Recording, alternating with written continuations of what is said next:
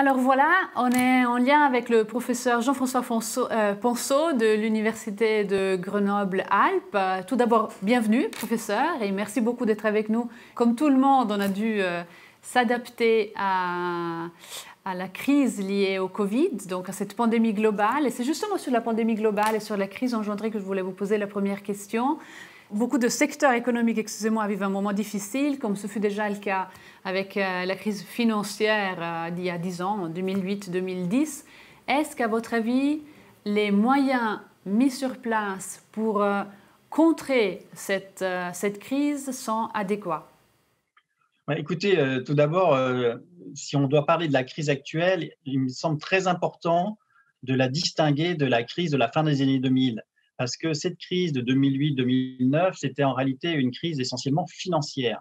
Aujourd'hui, on n'a pas une crise qui est uniquement financière, c'est une crise inédite par sa profondeur, mais aussi par sa nature. Aujourd'hui, on a une crise qui est à la fois une crise avec des chocs exogènes. On a un virus, une pandémie qui s'est généralisée à l'échelle de la planète, mais on a aussi des problèmes d'exogénéité, c'est-à-dire qu'on a véritablement une crise qui n'était pas du tout anticipée par les agents économiques. Au niveau du choc, cette crise d'aujourd'hui, c'est à la fois une crise d'offre et une crise de demande. On voit bien qu'avec les confinements, l'offre du jour au lendemain est contrainte, elle ne peut plus de produire, de diffuser les produits et les services, mais il y a également un problème de demande parce que les pouvoirs d'achat s'effondrent, les ménages n'ont plus confiance dans l'avenir, donc ils préfèrent, ceux qui peuvent, épargner plutôt que consommer. Donc aujourd'hui, on a une crise qui est généralisée, qui est complètement différente. On peut considérer que les réponses qui doivent être apportées à cette crise doivent être, de fait, également inédites. C'est pour ça que, pour moi, les réponses qui ont été adoptées par les différents pays de la planète sont plutôt adaptées, parce qu'on peut quand même considérer qu'il y a eu une hyper-réactivité des gouvernements pour activer des leviers budgétaires, de dépenses publiques, de soutien, de prêts garantis. De toute façon, on était obligé d'intervenir dans l'urgence, sinon c'était effectivement l'effondrement tout de suite. Et ça, évidemment, ce n'était pas soutenable. Alors, ce qu'il est intéressant de noter dans ces plans de sauvetage, dans cette réactivité, c'est que les économistes, nous, on est un petit peu, on est à la fois stimulés par la situation actuelle, comme champ d'études, mais pour certains d'entre nous, il y a un malaise, parce que les économistes qui sont plutôt d'obédience, on va dire, néolibérale, qui considèrent que l'État a plutôt une action néfaste, doit intervenir uniquement pour corriger des défaillances de marché, eux aussi, aujourd'hui, considèrent qu'il faut absolument intervenir. On n'a pas le choix. C'est la doctrine de ce qu'en France, le président Macron appelait la doctrine du quoi qu'il en coûte. Donc aujourd'hui, il y a une espèce de consensus pour essayer de relancer, de soutenir dans l'urgence les secteurs en difficulté et essayer de relancer la machine économique. Mais ce n'est pas facile. On le voit, tous les leviers doivent être activés du côté de la politique budgétaire, du côté de la politique monétaire, avec des plans de relance colossaux. Mais là, également, il y a une difficulté parce que ces plans de relance monétaire, ils étaient déjà activés avant. Ça fait à peu près depuis la crise financière globale qu'on a des politiques monétaires hyper expansionnistes. Et là, on ne fait que rajouter une nouvelle dynamique d'expansion, ce qui limite évidemment la possibilité d'intervention. Ce qui explique aussi la situation inédite avec des taux d'intérêt négatifs qui peuvent être une aubaine pour essayer de relancer la machine économique, mais qui sont plutôt le signe d'une économie qui est vraiment en très grande difficulté. Vous parliez aussi de solutions inédites. Est-ce qu'il y a quelque chose de nouveau dans ce moment que vous, si je comprends bien, vous sentez un peu comme un moment charnière qui pourrait essayer d'amener de nouvelles théories économiques ou de nouvelles manières d'affronter les crises? Est-ce qu'on pense déjà à de nouvelles solutions? Est-ce que le thème est sur la table? Oui, quand on regarde les politiques économiques qui ont été activées, on voit bien qu'il y a des consensus ou des doctrines qui n'ont plus sens. Tout d'abord, on voit bien que l'indépendance des banques centrales, sur le plan des statuts, ça peut peut-être s'expliquer, mais on voit bien qu'aujourd'hui, les banques centrales travaillent de concert avec les gouvernements. On préconise même, dans certains cas, le financement monétaire du déficit budgétaire, ce qui était quelque chose de complètement tabou il y a encore un an ou deux. Donc, on est sur des solutions inédites et je pense que ça, c'est plutôt positif parce qu'il y a quand même des économistes qui défendaient ces approches-là dans des perspectives, on va dire, plutôt hétérodoxes, mais ce n'était pas complètement oublié. Sur le plan budgétaire, c'est pareil. Il y a des innovations qui sont intéressantes. Aujourd'hui, globalement, chez les économistes, il y a un consensus pour dire que le multiplicateur budgétaire est supérieur à 1, c'est-à-dire pour dire que lorsque l'État injecte une dépense supplémentaire dans l'économie, eh bien, au final, en retour, il va capter des ressources fiscales qui seront supérieures à la somme injectée initialement, ce qui signifie que l'endettement peut être positif. Alors après, évidemment, ça dépend du type de dépenses, des secteurs vers lesquels on va injecter de l'argent frais à travers la politique budgétaire. Hein, mais aujourd'hui, globalement, il y a ce consensus là-dessus. Ce n'était pas le cas avant la crise Covid. Donc, il y a réhabilitation des politiques monétaires qui suppriment l'indépendance de la Banque centrale et réhabilitation d'une politique budgétaire expansionniste, que ça soit en urgence ou à long terme. Donc, professeur, je voulais maintenant entrer un peu dans un des thèmes de votre spécialité, l'économie monétaire. Dans une de vos études, vous parlez de reprendre cette idée de monnaie supranationale avec l'idée de stabiliser les échanges internationaux. Est-ce que c'est d'actualité pour aussi parer un peu cette crise liée à la pandémie globale? Est-ce que le thème revient sur la table? Oui, moi je partage complètement l'avis de la directrice générale du FMI, qui récemment a parlé de moment Bretton Woods pour qualifier la situation actuelle. Alors, il y a la crise pandémique, mais en fait, si on sortira d'autant plus vite de cette crise, si on a la capacité aujourd'hui de réorganiser le système monétaire international qui, depuis en gros les années 1970, n'est plus du tout coordonné efficacement et génère des externalités négatives pour les pays émergents, les pays en développement, mais aussi pour les pays industrialisés, les pays riches. La Suisse est bien placée pour savoir que lorsqu'il y a une incertitude qui se généralise au niveau international, eh bien, le franc suisse devient une valeur refuge, ce qui entraîne de fait une appréciation du taux de change qui va pénaliser fortement les exportations des industries et des services de l'économie suisse. Donc, on voit bien que tout le monde aujourd'hui a intérêt à une réforme en profondeur parce que ça accroît le poids de la crise, même si on a tendance à sous-estimer cette question. Vous parlez d'une monnaie supranationale, mais la question me vient assez spontanément. L'euro a été la grande expérimentation en termes de politique monétaire. Il vient de fêter ses 20 ans l'année passée. C'est beaucoup, c'est peu pour un bilan. Mais vous, personnellement, quel bilan vous en faites aujourd'hui? Sur la question au niveau international, l'euro avait vocation à contribuer à rééquilibrer les relations monétaires internationales qui sont depuis plusieurs décennies dominées entre guillemets par le dollar américain. Bon, force est de constater 20 ans après la création de l'euro que ce n'est pas le cas. L'euro représente seulement 20 à 25% des réserves internationales de devises, des réserves officielles des banques centrales, ce qui est relativement peu. Donc, il y a un déficit de l'euro à devenir une grande monnaie internationale. Ça reste la deuxième monnaie internationale après le dollar, mais très loin derrière. Et malheureusement, on reste prisonnier d'un cadre international qui est asymétrique, qui génère des déséquilibres macroéconomiques. On vient donc de le réformer. La deuxième chose, c'est que c'est une monnaie qui est incomplète. C'est-à-dire qu'on a décidé à plusieurs pays de créer une monnaie commune, une monnaie unique, mais une monnaie, ce n'est pas uniquement un objet technique. Pour qu'une monnaie soit complète, il faut aussi derrière une dimension politique et il faut aussi surtout qu'il y ait une dimension fédéraliste sur le plan budgétaire. Et c'est ce qui manque à l'euro pour que l'euro soit une monnaie complète. Il manque une forme de fédéralisme budgétaire avec un budget européen. On voit bien qu'il y a eu quelques avancées récemment pour essayer de faire une politique de relance, une dette en euros qui soit mutualisée, mais c'est largement insuffisant.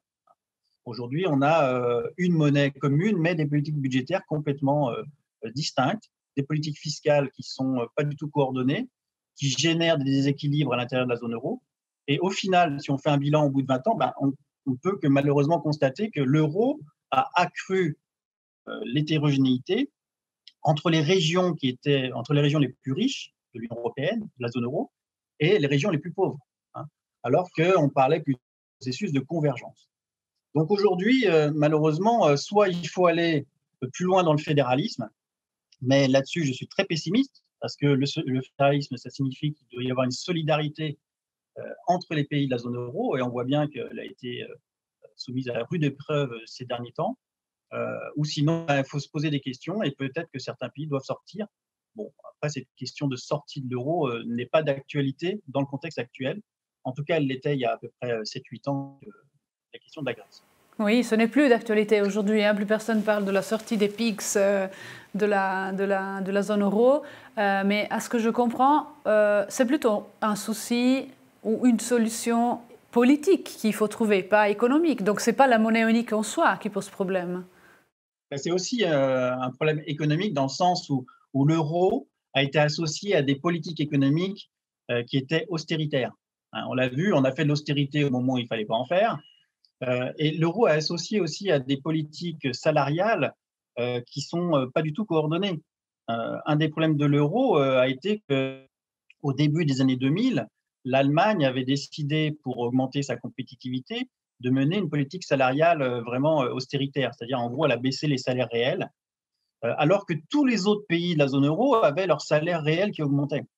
Et évidemment, sur un territoire, lorsqu'on a la même monnaie, si certains augmentent les salaires et les autres les baissent, ça génère de fait des déséquilibres qui doivent être corrigés à un moment donné. Et malheureusement, la seule solution qu'on a trouvée pour la corriger, c'était des efforts sur le plan ajustement budgétaire.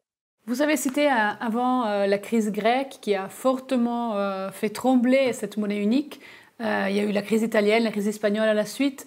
À votre avis, est-ce que l'euro aujourd'hui est à l'abri d'une crise comme ça? Et si ce n'est pas le cas, quelles mesures il faudrait mettre sur place pour éviter de passer encore une fois à travers de crises de ce genre? Là, aujourd'hui, c'est clair qu'on a tiré quand même leçon de ce qui s'était passé dans la première moitié des années 2010. L'arrivée à la direction de la Banque centrale européenne de Mario Draghi a quand même considérablement changé les orientations de la Banque centrale européenne. Donc on peut dire que depuis Mario Draghi, la Banque centrale européenne est très pragmatique.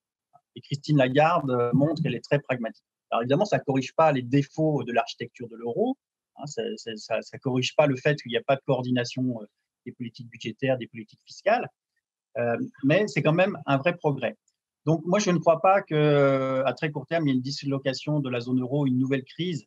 Le souci, il est plutôt de savoir comment des petits pays comme par exemple la Pologne ou la Hongrie ou l'Autriche, qui ces derniers temps ont bloqué des initiatives très intéressantes de type plan de relance à l'échelle de la zone euro et de l'Union européenne, comment ces pays-là véritablement s'inscrivent dans une logique coopérative. C'est pas gagné parce que évidemment ça rejoint des considérations politiques internes à ces pays, mais c'est le vrai défi. Hein. Est-ce que ces pays sont prêts à aller vers plus de coopération ou pas, hein, c'est ça qui me paraît intéressant. Et puis une autre question, c'est effectivement le cas de l'Allemagne, qui est le grand pays de la zone euro. L'Allemagne a réorienté ses politiques économiques internes avec, elle a mis fin à ses politiques salariales austéritaires, heureusement. Elle a fait des efforts sur le plan budgétaire, même si c'est sans doute insuffisant. Hein, mais on ne sait pas du tout ce qui va se passer en Allemagne dans les années qui viennent. Hein. Est-ce qu'on va revenir au dogme austéritaire du début des années 2000 ou est-ce qu'on va être sur un pragmatisme et sur une politique de relance, comme c'est le cas depuis quelques temps? Vous avez cité aussi Mario Draghi, donc un homme très pragmatique. C'est lui qui a fait la manœuvre du quantitative easing.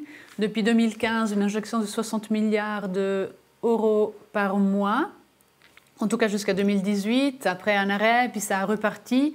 On est encore loin de l'objectif qu'ils avaient fixé de 2% d'inflation, ou 1,5-2%. Vous, quel bilan vous faites de ce quantitative easing? Le quantitative easing était nécessaire, mais malheureusement, on voit bien qu'avant même la crise de la Covid, il avait atteint ses limites.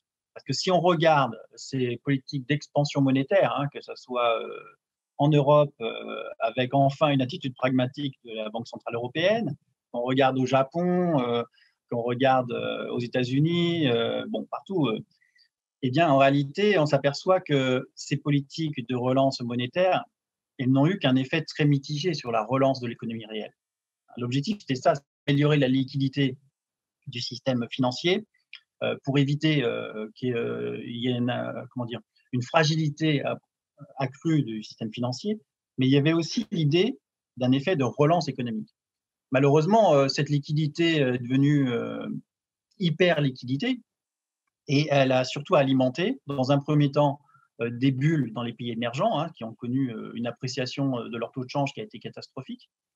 Mais elle a surtout alimenté les marchés financiers. On assiste depuis plus de 10 ans à une survalorisation des actifs financiers, ce qui est quand même très inquiétante. Donc aujourd'hui, le problème n'est pas l'inflation au sens traditionnel du terme, on est plutôt en phase de déflation. Le problème, c'est l'inflation, entre guillemets, financière, c'est-à-dire l'augmentation, la survalorisation du prix des actifs financiers qui, de toute manière, nécessitera à un moment un ajustement. Vous parliez justement avant de cette financiarisation comme conséquence. Dans une de vos études, de vos conférences, vous citez une étude britannique selon laquelle seulement 15% de la monnaie imprimée finit dans l'économie réelle. Vous pouvez nous expliquer?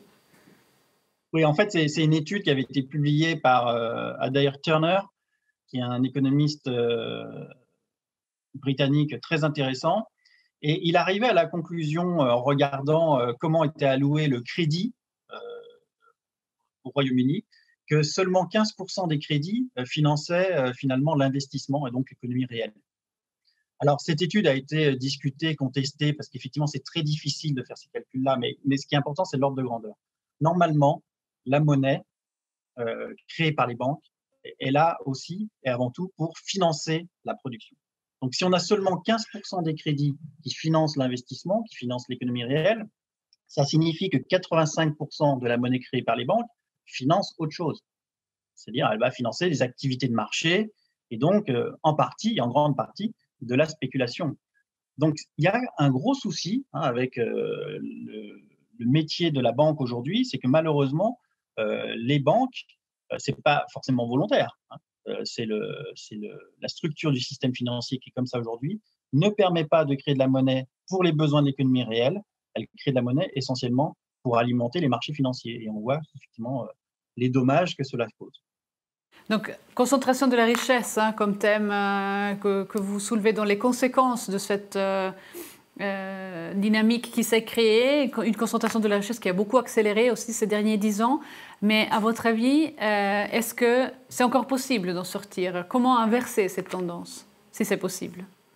Disons que ma réponse, elle serait presque la même que celle que j'aurais faite il y a 1 an avant la crise de la Covid. Mais évidemment, aujourd'hui, il faut intégrer la situation d'urgence. Aujourd'hui, on est obligé de sauver certaines entreprises, certains secteurs. Alors, ce n'est pas forcément un sauvetage direct, ce n'est pas forcément des nationalisations, mais en tout cas, il est évident qu'il y a des entreprises qui étaient saines financièrement avant la crise de la Covid et qui risquent de faire faillite uniquement à cause de défauts en chaîne. Donc ça, il faut absolument l'éviter.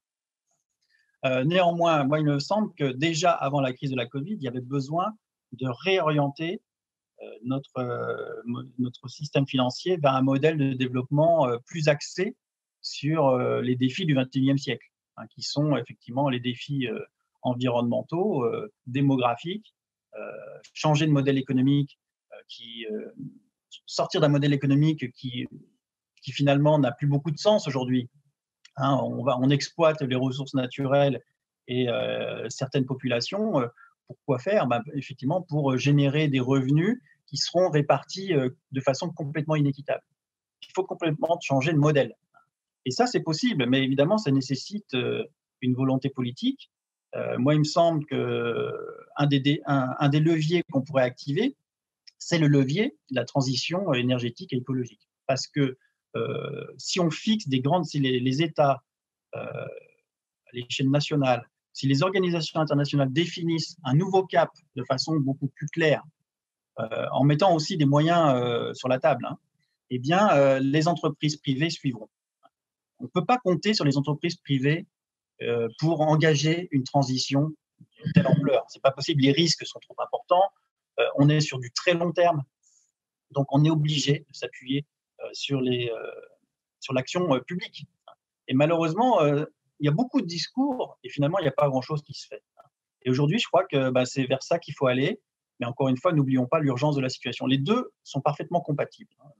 Urgence Covid et puis transition à long terme, ça me paraît conciliable.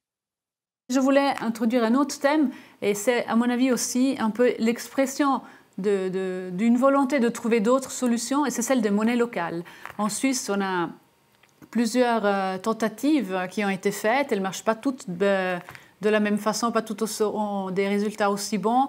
Il y a le Léman qui est un peu plus vieux, qui n'a pas vraiment très bien démarré. Aujourd'hui, la Chaux-de-Fonds a fait une autre tentative et ça a l'air de marcher beaucoup mieux. Vous faites quelle lecture de ces monnaies locales? Bien, écoutez, moi, je regarde ça de près parce que je trouve que ça fait partie de ce processus auquel on assiste depuis 10-15 ans d'innovation monétaire accélérée. C'est-à-dire qu'on a depuis les années 2000 une multiplication d'expériences, d'initiatives, de nouveaux instruments monétaires qui qui sont très différents. Par exemple, on peut parler des monnaies, des cryptoactifs de type Bitcoin, et on peut parler des monnaies locales complémentaires, c'est complètement différent. Mais en réalité, pour moi, ça participe de la même logique. Idem, par exemple, en Suisse, l'initiative Monnaie Pleine, c'est apparu il y a seulement quelques années et pas il y a 20 ans. Bon. Tout ceci participe d'un processus que j'appelle de réappropriation de la monnaie. La monnaie, ce n'est pas qu'un instrument économique. C'est un bien commun, c'est un bien public qui permet à la population, c'est un lien social qui rapproche chaque individu des autres. Et malheureusement, depuis la financiarisation, depuis la crise financière, il y a eu une dislocation du lien qu'avaient les citoyens ou les agents économiques avec la monnaie ou les monnaies officielles. Parce qu'ils considéraient que les monnaies perdaient cette dimension bien commun, bien public. Certains, par exemple, dénonçaient le fait que les monnaies, c'est l'exemple qu'on donnait tout à l'heure, la monnaie est créée d'abord pour financer des activités de marché et de la spéculation plutôt que de financer l'économie réelle. D'autres considéraient que la finance ne permettait pas, dans l'état actuel des choses, d'aller vers un nouveau modèle de développement durable. Certains considéraient, si on prend les initiateurs des cryptoactifs de type Bitcoin, certains considéraient que l'État contrôlait la monnaie, que c'était plutôt mauvais, il fallait plutôt aller vers un système décentralisé des instruments monétaires. Donc il y a une volonté de communauté, on va dire, de se réapproprier la monnaie sous des formes très diverses. Les monnaies locales complémentaires font partie de ce processus.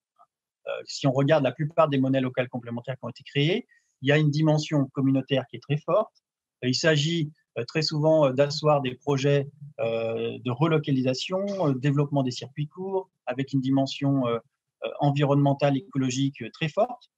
Donc, on reconstruit en quelque sorte une monnaie avec des valeurs, un bien commun qui regroupe une communauté autour de valeurs et de pratiques partagées. On arrive gentiment vers la conclusion. Peut-être encore une considération là-dessus. Vous avez expliqué justement qu'il y a des tendances très différentes, il y a des monnaies locales qui ont des buts différents, qui ont des essors différents. Mais en général, est-ce qu'on peut quand même lire un peu là derrière, à votre avis, un manque de confiance envers les institutions? Est-ce que ce n'est pas un peu contradictoire par rapport, par exemple, à cette grande manœuvre de monnaie unique qui vient d'être créée en Europe? Disons que la monnaie unique a été créée il y a plus de 20 ans. On peut faire remonter ça aux années 1990. Donc le contexte est un petit peu différent. À l'époque, on parlait plus de crédibilité que de confiance. En réalité, il faut les deux. Il faut que les politiques monétaires soient crédibles, mais la monnaie repose d'abord sur la confiance. C'est une institution qui repose sur la confiance. Les monnaies locales complémentaires reconstruisent la confiance à une échelle beaucoup plus réduite. On a l'impression qu'on contrôle la monnaie, qu'on la partage, alors qu'effectivement, aujourd'hui, avec la globalisation financière, on a l'impression qu'on a complètement perdu le contrôle. Certains parlent de souveraineté sur la monnaie. Après, les monnaies locales complémentaires, il ne faut pas non plus voir ça comme la solution miracle. Ça peut être intéressant, mais on voit bien que c'est limité à un territoire, à certaines pratiques. Le volume des échanges qui sont réalisés à travers les monnaies locales, ça reste relativement faible, mais ça permet quand même de transformer certains comportements. On arrive gentiment en conclusion de cet entretien. En tant que professeur, je voulais vous demander, est-ce que vous avez quelque chose que vous avez envie de dire aux étudiants de l'École cantonale de commerce? Est-ce qu'il y a un message pour les étudiants que vous voulez faire passer? Moi, il me semble que les étudiants, enfin, je donnerais deux messages, je donnerais deux recommandations ou conseils. Tout d'abord, je crois que même si la situation aujourd'hui autour de nous est catastrophique, bon, elle n'est pas source d'espoir, étudier l'économie aujourd'hui, c'est quand même quelque chose de stimulant parce qu'il se passe beaucoup de choses. On sent qu'on est en train, je dirais pas de changer de paradigme, mais on est en train de changer de conception de l'économie. Si un étudiant prend un manuel d'économie écrit il y a 10 ans ou il y a 20 ans, il regarde ce qu'il y a dedans, il va dire mais c'est complètement aberrant, quoi.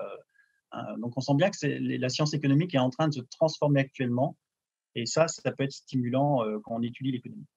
La deuxième chose qui me paraît importante, c'est de considérer que les économistes mériteraient de travailler davantage, alors ils le font de plus en plus, avec d'autres disciplines.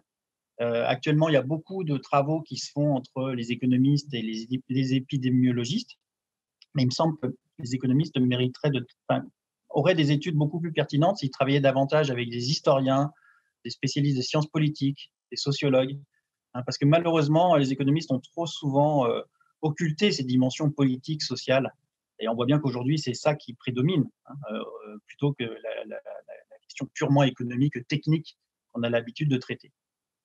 Merci beaucoup, professeur, d'avoir été avec nous. Merci beaucoup d'avoir pris le temps aussi de dépasser le quart d'heure, les 20 minutes qu'on avait prévues. C'était très, très instructif, très intéressant.